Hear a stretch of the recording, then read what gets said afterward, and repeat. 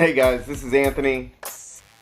I hope everyone's doing well on this Sunday afternoon here on quarantine, but allowed to do a little exercising, allowed to go out and go hiking, go out to the river here, and I took advantage of that, and I'll show some of that in this video here.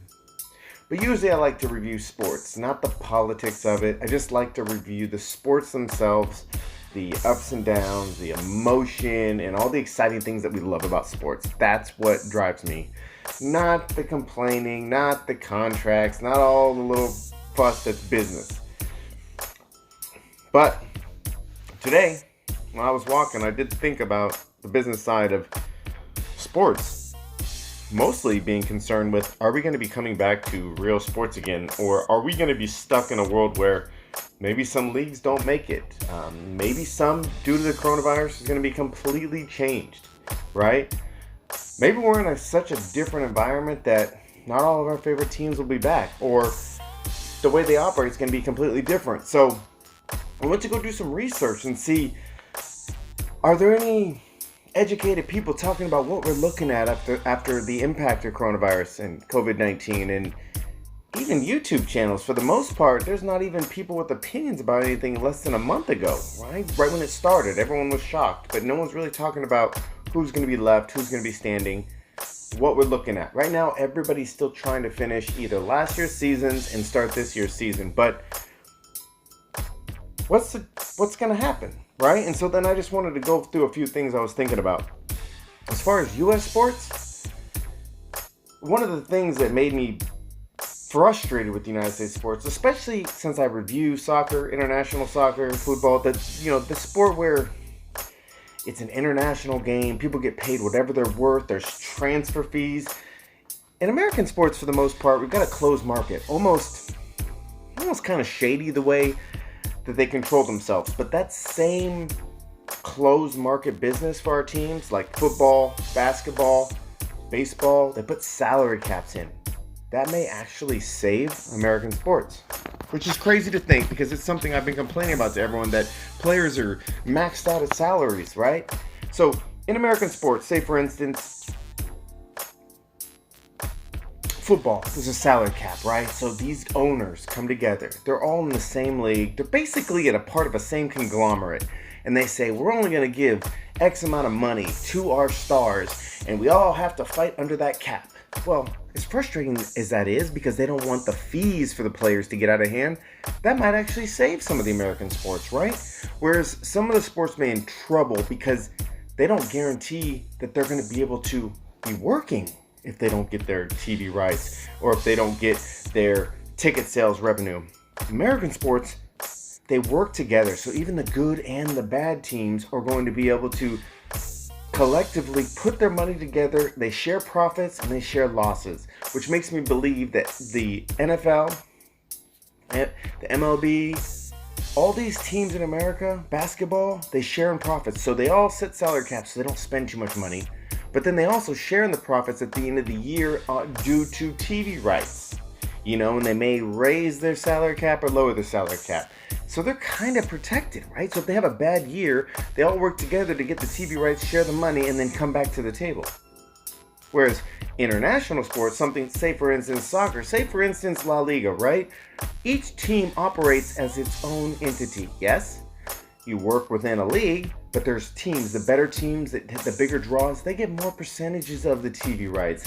So where does that leave some of those international soccer teams, or those soccer teams where maybe you're fighting to be in the first tier or the second league, and you don't get any revenue? Where does that leave them? So I'm primarily going to talk about soccer, because soccer right now, you've got your La Ligas, you got your Bundesliga, you've got Premier League. All these teams, they operate as their own businesses. So right now, in the middle of kind of the prime part of the season, they've had to freeze. But unlike a lot of American sports, these are stadiums. These are huge ticket sellers. They bring in 50, 60, 70, 80,000 people into their stadium. So you have to assume they calculate in all of those tickets when they're thinking about their yearly profits. And then you add on top of that TV rights, which they're not going to be paid this year if they didn't finish the league. So what does that mean? I mean, we're talking about an all-new reality. You know, this may be the great equalizer. Think about the teams where 100 million plus transfer fees getting thrown left and right. I can tell you those are gone. That's done. Everything's going to be dropped back down to a reality where people are going to be playing with less huge transfer figures. Because in a world where soccer has huge arenas and they get ticket sales, they're going to be responsible for bringing in money a different way. How do you generate money if you can't sell tickets if they're in stadiums without fans? So I personally don't know for sure. This is just one uneducated man's opinion. But I'm thinking this. The world of soccer is going to change because the money has been so big thrown around in these huge player contracts where they can no longer have ticket sales for at least a year and a half. And then how long will it be till we get the consumer or the customer confidence back? Let's say it takes 12 to 18 months to get a vaccine. Let's say for instance, it only takes 12 months. From this moment, after a month of no business, you've got to push back basically whole seasons. You got to push back basically whole leagues. And then once you do that, can some of these smaller clubs, can some of these clubs fighting for relegation, can they make it a whole year without any ticket sales? I mean, they still have to pay everyone. They've got to still pay all these exorbitant high amount of contracts. Are they going to be able to manage that without any fans for a year? Are the bigger teams that are not obligated to going to give them money to keep the league going?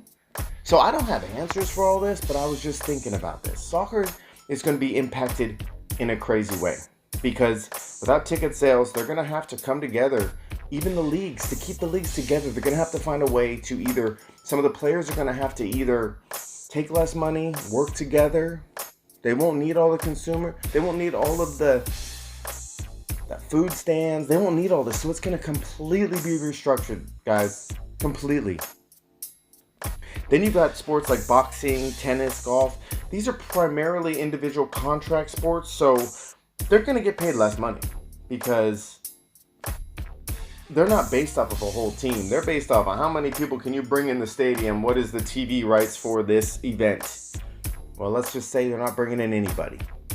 Let's just say it's brought down to a minimum. Boxing is going to get paid less. Tennis is going to get paid less. And golf. They're going to make it because they're kind of a tournament structure for the most part. For tennis and golf, they're going to get less, but they can always just pay people less and keep it pushing. As far as, I mean, let's just think about it. Everything's going to be so crazy. I don't have any specific answers, but I would say that the way America has been kind of grabbing their players and not paying them a lot, they're going to be able to function because they're essentially like little mini monopolies in the United States, which guarantees that they don't take too much risk. But in this situation, it's going to help them sustain moving forward. They can work together collectively. International sports like soccer, unfortunately, there are teams at the top that have a lot more money, but are they going to want to do those huge transfer fees? Maybe not. You know, the $100 and $200 million pound transfer fees are gone. That's done. It is. There are not going to be ticket sales for these huge stadiums. That's going to change everything. I'm just curious. I don't know. I was just giving my opinion because I realized that things are going to change. The amount of money people are paid, even their contracts are going to be less. They're always going to have the TV rights revenue, which is good. That may even go up, come to think of it. If more people are watching on TV and less going in person, that may even go up. But how long can some of these smaller teams, smaller clubs make it when they're not getting any ticket revenue? Will people go bankrupt, or will the larger entity help pay them to make sure that they stay in line, right? What are we looking at? Essentially, everything's going to restructure. I think American sports, for the most part, basketball, football, baseball, are kind of isolated because they've controlled their environment, made this fake little world where only America really operates. But the international games are going to have a coming to Jesus moment where they all talk and say, what does our new future look like? And I think as those cards start to fall, we'll learn a little bit more. But until then, I think we can expect that there's going to be some huge changes. Anyway, just one simpleton's opinion, everybody. Have a good day. I hope everyone's safe. And subscribe to the channel if you just want random nonsense from someone like me. Talk to you later.